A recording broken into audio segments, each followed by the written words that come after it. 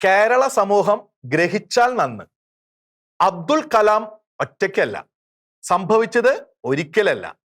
ആദ്യം അയാൾക്ക് അറിയേണ്ടിയിരുന്നത് പൊതുവിദ്യാഭ്യാസ വകുപ്പിനു കീഴിലെ ക്രൈസ്തവ ജീവനക്കാരുടെ ഇൻകം ടാക്സ് സംബന്ധിച്ച വിവരങ്ങൾ.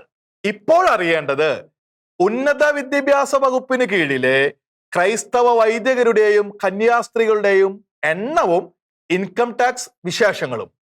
ഇയാൾ ആര്? പ്യൂ റിസർച്ച് സെന്ററോ എന്ന് തമാശയാക്കേണ്ട. ഒരിക്കലെങ്കിൽ കേവല സംഭവം, 2 തവണയെങ്കിൽ യാദൃശ്ചികം, 3 തവണയെങ്കിൽ ശത്രുവിന്റെ പണി. ഇയാൻ ഫ്ലെമിങ്ങിന്റെ വാക്കുകളാണെങ്കിലും കേരളത്തിലെ ക്രൈസ്തവർക്കുള്ള ഓർമ്മപ്പെടുത്തലാണിത്. KCBCയുടെ മുന്നറിയിപ്പും ക്രൈസ്തവ സമൂഹത്തിന്റെ ജാഗ്രത ആവശ്യപ്പെടുന്നു. അബ്ദുൽ കലാമിന്റെ നടപടി സാധാരണ ജിജ്ഞാസ നിമിത്തമെന്ന് ബോധ്യമാകുന്നില്ല. ക്രൈസ്തവ ജീവനക്കാരെയും അധ്യാപകരെയും മാത്രം സംബന്ധിച്ച ഇൻകം ടാക്സ് വിവരങ്ങൾ ശേഖരിക്കാനുള്ള നീക്കം പൊതുവിജ്ഞാനം വർദ്ധിപ്പിക്കാനുമല്ലല്ലോ. ആദ്യത്തെ പ്രവൃത്തിക്കെതിരെ സർക്കാർ നടപടിയെടുത്തു തുടങ്ങിയതിനു ശേഷം മതിയായ വീണ്ടു വിചാരത്തിന് അവസരം ലഭിച്ച ശേഷം അതേ പ്രവൃത്തി ആവർത്തിക്കുന്നത് യാദൃശ്ചികമെന്ന് കരുതാൻ തീരെ നിവൃത്തിയില്ല. നേരത്തെ പൊതുവിദ്യാഭ്യാസ വകുപ്പിന് കീഴിലെ ക്രൈസ്തവ ജീവനക്കാരെയാണ് അയാൾ ഉന്നം വെച്ചതെങ്കിൽ ഇപ്പോൾ അയാളുടെ ക്രോസ് ഹയേഴ്സ് ഉന്നവലയം ക്രൈസ്തവ വൈദിക സന്യസ്ത നേതൃത്വത്തിന് നേർക്കാണ്. അബ്ദുൽ കലാമിന്റെ ആദ്യ ആവശ്യം നിറവേറ്റാൻ പണിയെടുത്ത 4 ഉദ്യോഗസ്ഥരെ സസ്പെൻഡ് ചെയ്യാനും അബ്ദുൽ കലാമിനെതിരെ മതസ്പർദ്ധ നീക്കത്തിന് DGPക്ക് പരാതി നൽകണമെന്ന് ബന്ധപ്പെട്ട ഉന്നത ഉദ്യോഗസ്ഥന് നിർദ്ദേശം നൽകുവാനും മന്ത്രി ശിവൻകുട്ടി ഇടപെട്ടു എന്നത് ജാഗ്രതയുടെ നീക്കം. എന്തിനു വേണ്ടിയാണ് കോഴിക്കോട് കാരന്തൂർ സ്വദേശി ഈ ഉദ്യമം നടത്തുന്നത്? എന്തിനാണ് അത് നിറവേറ്റാൻ ചില ഉദ്യോഗസ്ഥർക്ക് താല്പര്യവും തിടുക്കവും? ഇത് മതസ്പർദ്ധ ഉണ്ടാക്കുന്ന നടപടി എന്നല്ല, മതസ്പർദ്ധയുള്ള ചിലരുടെ നടപടി എന്നാണ് മനസ്സിലാക്കേണ്ടത്. ഇതിന്റെ പേരിൽ തങ്ങളുടെ മതത്തിലുള്ളവരുടെ മുഴുവൻ മേൽ മറ്റുള്ളവർ മതസ്പർദ്ധ ആരോപിക്കണം എന്നത് ഇക്കൂട്ടരുടെ രഹസ്യലാക്കാകാം. അങ്ങനെ വന്നാൽ സമുദായത്തെ മുഴുവൻ മറ്റുള്ളവർക്കെതിരെയാക്കി തങ്ങളുടെ ദുഷ്ടലക്ഷ്യങ്ങൾക്ക് പിന്നിൽ ഒന്നിപ്പിച്ചു നിർത്താനുള്ള കുതന്ത്രം. സമൂഹം അതിൽ പെട്ടുപോകാൻ പാടില്ല. ഒരു മതക്കാരിൽ മുഴുവൻ കുറ്റമാരോപിക്കുന്ന അതിക്രമം കേരള സമൂഹം അംഗീകരിക്കുന്നില്ല.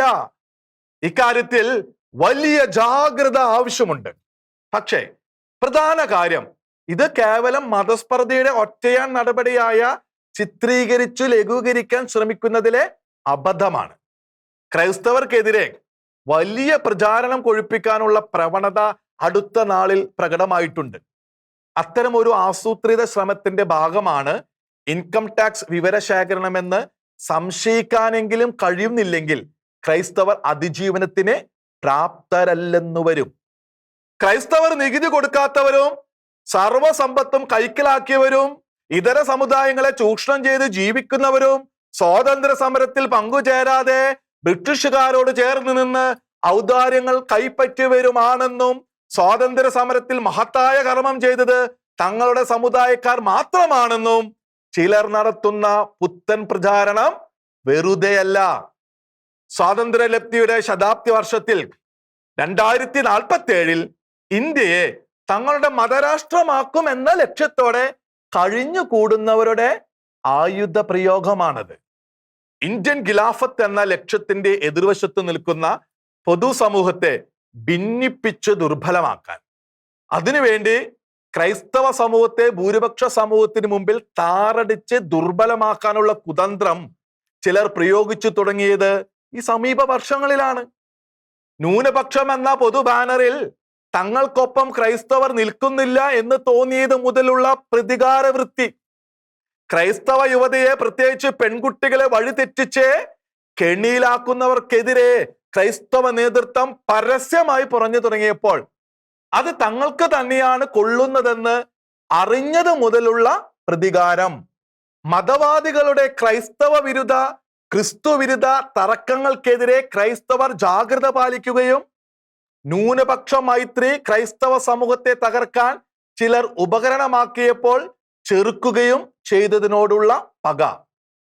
ന്യൂനപക്ഷം എന്ന പേരിൽ സർക്കാരിൽ നിന്നുള്ള ആനുകൂല്യങ്ങളെല്ലാം തങ്ങളുടെ ഗണത്തിലെ ചിലർ കൈയടക്കി വെക്കുന്നു എന്ന് സമൂഹം മുറവിളി കൂട്ടാൻ ക്രൈസ്തവരുടെ എതിർപ്പ് കാരണമായതിലുള്ള വിദ്വേഷം, സ്വന്തം മതാക്രാന്തം തങ്ങൾക്ക് വിനയായതിലുള്ള ചിലരുടെ ക്രോധം, 2047 സ്വപ്നം നിറവേറ്റാൻ പണവും പ്രേരണയും നൽകുന്ന ബാഹ്യ ദുഷ്ടശക്തികളുടെ സമ്മർദ്ദവും പ്രലോഭനവും തീവ്രവാദവൽക്കരണവും, ഇതെല്ലാം ഉൾച്ചേർന്ന പദ്ധതിയുടെ ഒരുക്കം കൂട്ടലാണ് ക്രൈസ്തവ വൈദികരും സന്യസ്തരും ആദായ നികുതി വെട്ടിച്ചു കഴിഞ്ഞുകൂടുന്നെന്ന് പ്രചരിപ്പിക്കാൻ ഡാറ്റ തേടിയ പ്രവൃത്തി.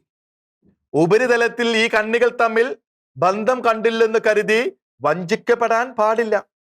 വൈദികർക്കും കന്യാസ്ത്രീകൾക്കും ആദായ നികുതി ഒഴിവിന് അർഹതയില്ല എന്ന് സുപ്രീം കോടതി വിധിച്ച ഉടൻ പല ഓൺലൈൻ മാധ്യമങ്ങളിലും പ്രത്യേക ന്യൂനപക്ഷക്കാർ വൈദികരെയും കന്യാസ്ത്രീകളെയും നികുതി വെട്ടിപ്പുകാർ എന്ന് ചിത്രീകരിക്കാൻ കമന്റുകളുടെ രൂപത്തിൽ വ്യാപകമായ പ്രചാരണം തുടങ്ങി. അതിനു മുമ്പ് തന്നെ രാജ്യത്തെ കരഭാഗത്തിന്റെ ഏറിയ പങ്കും ക്രൈസ്തവർ കൈയടക്കി വെച്ചിരിക്കുന്നു എന്ന വിദ്വേഷഭരിതമായ അസത്യത്തിന് വ്യാപക പ്രചാരണം കൊടുക്കാൻ മതപോരാളികൾ രംഗത്ത് വന്നു. ആധ്യാത്മിക നേതൃത്വം ഉൾപ്പെടെ ക്രൈസ്തവർ രാജ്യദ്രോഹികളും നികുതി വെട്ടിപ്പുകാരും ചൂഷകരുമാണെന്ന വിദുഷ്ട ചിന്തയും പൊതുബോധവും ഉൽപ്പാദിപ്പിക്കാൻ ക്രൈസ്തവർ തങ്ങൾക്കൊപ്പമല്ലെന്ന് തീവ്ര സംഘത്തിന് തോന്നിയതു മുതൽ ഭൂരിപക്ഷ സമൂഹത്തിന് മുന്നിൽ വെടക്കാക്കാൻ സമൂഹ മാധ്യമ അവതരണങ്ങളും കമന്റുകളും കോറ ഓൺലൈൻ ചോദ്യോത്തരവേദിയിലെ നിശബ്ദ പ്രചരണങ്ങളും വരെ നിരന്തരം ഉപയോഗിക്കപ്പെടുന്നു.